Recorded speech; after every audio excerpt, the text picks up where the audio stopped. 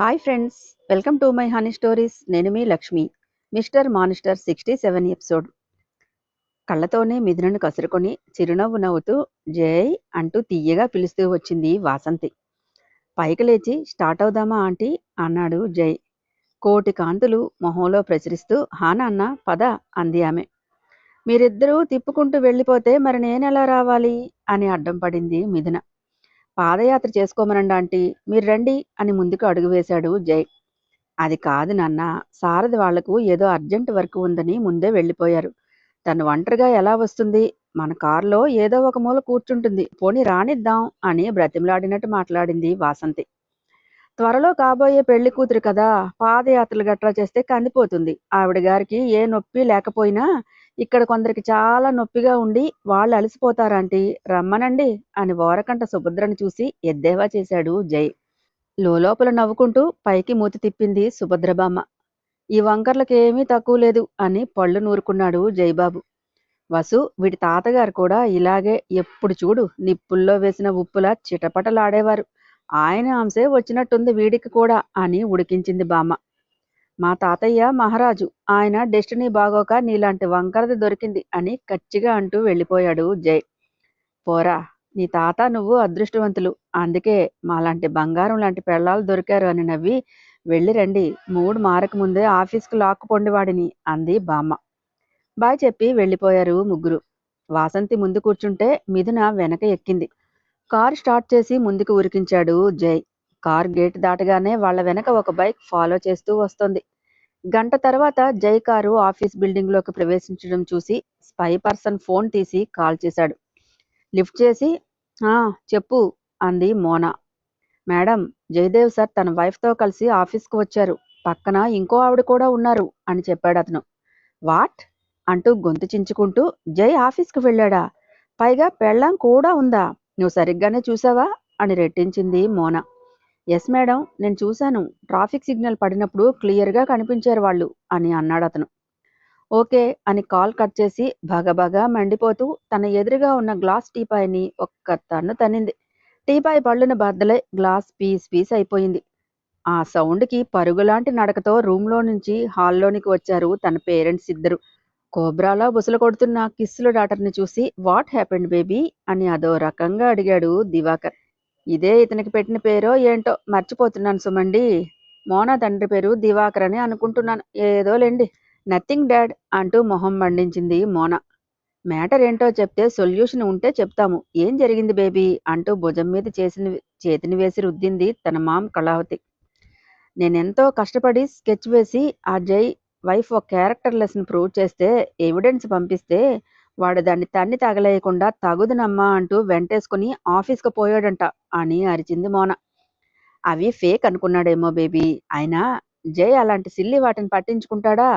మీ అందరితో జల్సా చేసేవాడికి అది పెద్ద మ్యాటర్లా అనిపించి ఉండదు అని తేలిగ్గా కొట్టిపడేసింది కళావతి. జై గురించి నీకేం తెలుసు మామ్, వాడో యూనిక్ పీస్, మాతో ఎంత తిరిగినా కొన్నింటికి కట్టుబడి ఉండాడు. యూనివర్సిటీ టాపర్, బుర్ర పాదరసం కంటే షార్ప్గా పనిచేస్తుంది వాడికి. కావాలని మాతో ఉంటాడే తప్పించి అన్నిట్లో ఓవర్గా ఉండడు. ప్రవీణ్, సూరజ్ టైప్ కాదు తను, తెలుసా అని అసహనంగా అంది మోన. మరి అలాంటి వాడు తన వైఫ్ని వదిలేయకుండా ఎందుకు వెనక హచ్కుక్కలా తిరుగుతున్నాడు బేబీ అని రెట్టించింది ఆవిడ. కళ, నువ్వుండు అని బేబీ, జై నానమ్మ ఎమోషనల్గా లాక్ చేసి ఉండొచ్చు. నువ్వు క్లియర్గా తెలుసుకొని ఫర్దర్ స్టెప్ వేయడం మంచిది. ఆవేశం ఆలోచనా శక్తిని నశించేలా చేస్తుంది. నువ్వు ఇలా తాపీగా ఉండక నువ్వే జైని మీట్ అయ్యి నీ గ్రిప్పులోకి లాక్కో అని ఒక బోర్డు సలహా పారేశాడు తండ్రైన దివాకర్. ఎస్ డాడ్, నేను అదే అనుకుంటున్నాను. దాన్ని కాదు అని ఫస్ట్ నైట్ రోజు కూడా దగ్గరికి రానివ్వకుండా నా దగ్గరికే వచ్చినవాడు ఇప్పుడు రాడా? ఒక్కసారి వస్తే ఇక బయటికి పోనివ్వను అని చాలా కాన్ఫిడెంట్గా చెప్పింది మోనా. దీన్నే కదా మన వాళ్ళంతా పేరాస అంటారు. గుడ్ బేబీ, నా కూతురంటే ఇలా ఉండాలి అని భుజం తట్టి అప్రిషియేట్ చేశాడు దివాకర్. ఇలాంటి దిక్కుమాలిన తండ్రులు చాలా అరుదుగా కనిపిస్తారు సుమండి మనకి. థ్యాంక్ యూ డాడ్ అంటూ సైడ్ హాగ్ ఇచ్చింది మోనా. ఆఫీస్కి చేరాక కారు దిగి నాన్న మీరు వెళ్ళండి, నేను కాల్ మాట్లాడి వస్తాను అంది వాసంతి. నేను వెయిట్ చేస్తానంటీ, మీరు మాట్లాడుతూ ఉండండి అంటూ అక్కడే నిలబడింది మిథున. అయ్యో, ఈ పిల్ల మరీ మబ్బులా ఉందే అని ఇన్నర్లో గింజుకొని లేట్ అవుతుందమ్మా, మిథు నువ్వు వెళ్ళు అని ఫోన్ చేస్తూ దూరంగా వెళ్ళిందావిడ. తనకంటూ పర్సనల్స్ ఉండవా? ఈ గ్యాప్లో నిన్ను ఏ భూతమైనా ఎత్తుకుపోతుందా అని సీరియస్గా అన్నాడు జై. నువ్వే ఓ పెద్ద భూతానివి, నిన్ను దాటి నన్నే భూతం ఎత్తుకెళ్తుంది అని గుర్రుగా చూసి ఒంటి స్టెప్ మీద వేసిన పైటని చేతి మీదకు ఎగరేసింది మిథున. చీర పళ్ళు వెళ్ళి జై మొహం మీద పడింది. వేళ్లతో పళ్ళుని తప్పిస్తూ దాని ఫ్రాగ్రెన్స్ స్మెల్ చేసి, నువ్వు పెర్ఫ్యూమ్ యూజ్ చేయు కదే అన్నాడు జై. జై చేతిలో ఉన్న పైటని విసురుగా లాక్కుంటూ, ఎప్పుడు ఒకేలా ఉంటారా ఏంటి? మార్పు సహజం అంటూ వంకరగా అంది మిథున. పైనుండి కిందకి దిగేదాకా ఎగాదిగా చూసి, భారీగానే వచ్చింది మార్పు అని పెదవిని కరువుగా తిప్పాడు జై. మెడలో చోకర్ని వేలుతో లూజ్ చేసుకుంటూ, అయినో అంటూ గీర వెళ్ళబోసింది. మడిచి తొక్కేస్తాను ఎదవ కటింగ్లు దొబ్బావంటే అని కిల్లింగ్ లుక్ పాస్ చేసి లిఫ్ట్లోనికి వెళ్ళాడు.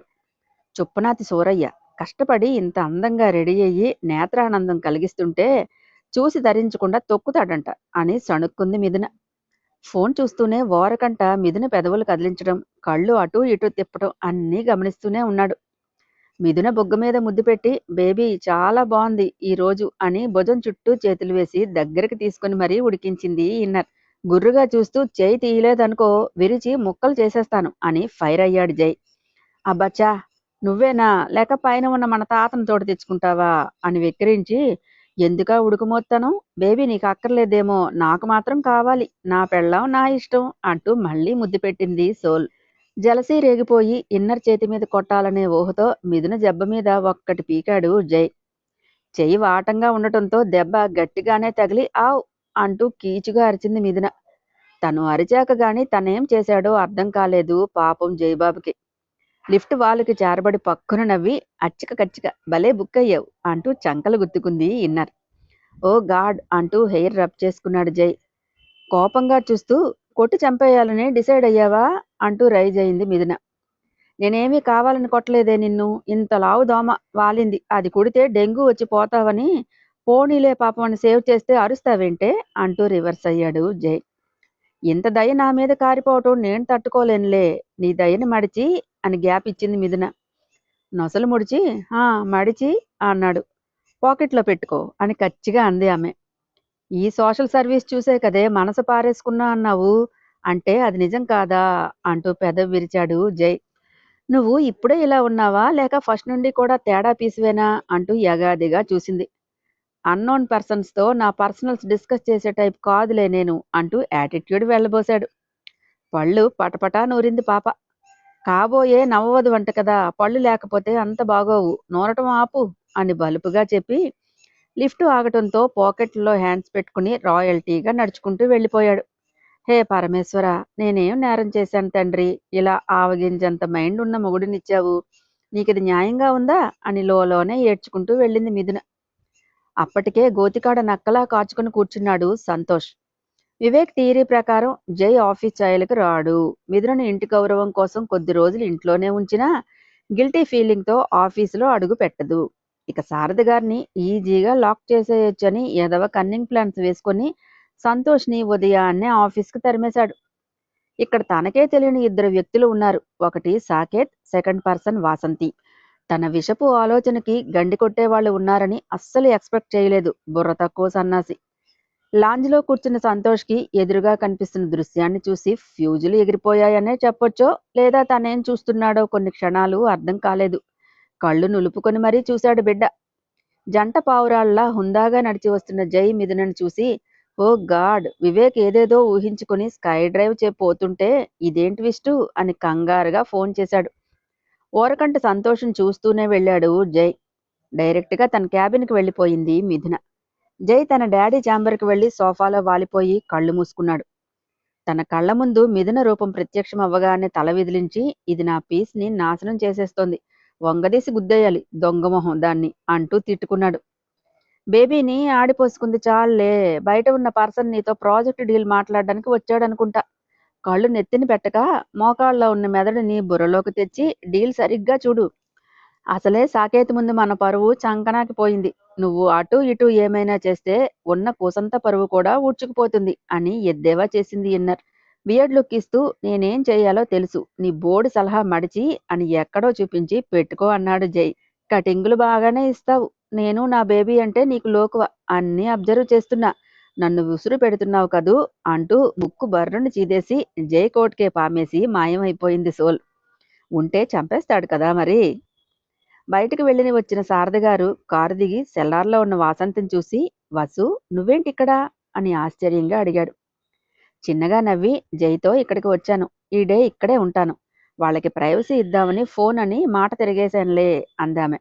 అవునా పద అన్నారు సారథి. సాకేతేడి అని అడిగిందామె.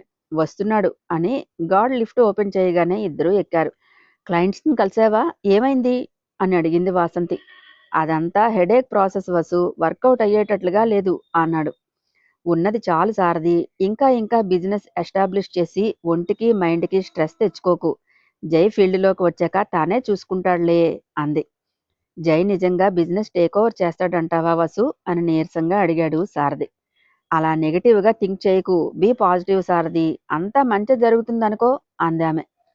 చిన్నగా నిట్టూర్చి చూద్దాం ఎవరి డెస్టినీలో ఏం రాసి ఉందో ఎవరు చెప్పగలం అన్నాడు సారథి. కాస్త బ్యాక్కి వెళ్దాం రండి మనంతం. కంగారుగా వివేక్కి కాల్ చేశాడు సంతోష్. ఈ వీక్లో చాలా చక్కబెట్టాడనే చెప్పుకోవచ్చు వివేక్. తన తెలివి అతి వినయంతో ప్రియాంక ఫాదర్ని ఇంప్రెస్ చేసి ఆమెతో తన పెళ్లికి మార్గాన్ని సుగమనం చేసుకున్నాడు. ప్రియాంక పేరెంట్స్ ఇంకా సంపత్ అత్తామామ అందరూ పెళ్లి ముహూర్తాల కోసం పంతులు గారిని పిలిపించి జాతకాలు చూపిస్తున్నారు. వివేక్ ఫోన్ సైలెంట్లో పెట్టుకుని వరించబోయే తన అదృష్టానికి లోపల పొంగిపోతూ సంతోషంతో ఉబ్బి తబ్బిబ్బైపోతున్నాడు. 4 సార్లు కాల్ చేసి విసుగు వచ్చి కట్ చేసి, వీడు ఎక్కడ ఉన్నాడు? కాల్ లిఫ్ట్ చేయనంత బిజీనా ఏంటి? ఇంత ఉదయాన్నే మోనాతో గాని రొమాన్స్లో మునిగి తేలుతున్నాడా అని తిట్టుకుంటుండగా సారథిగారు వచ్చారు. కామపిశాచులకు ఉదయం మధ్యాహ్నం అని ఏముంటుందిరా పిల్లి పిత్రిమొహోడా. హాఫ్ ఎన్ అవర్ తర్వాత సారథిగారు ఎదురుగా కూర్చున్నాడు సంతోష్.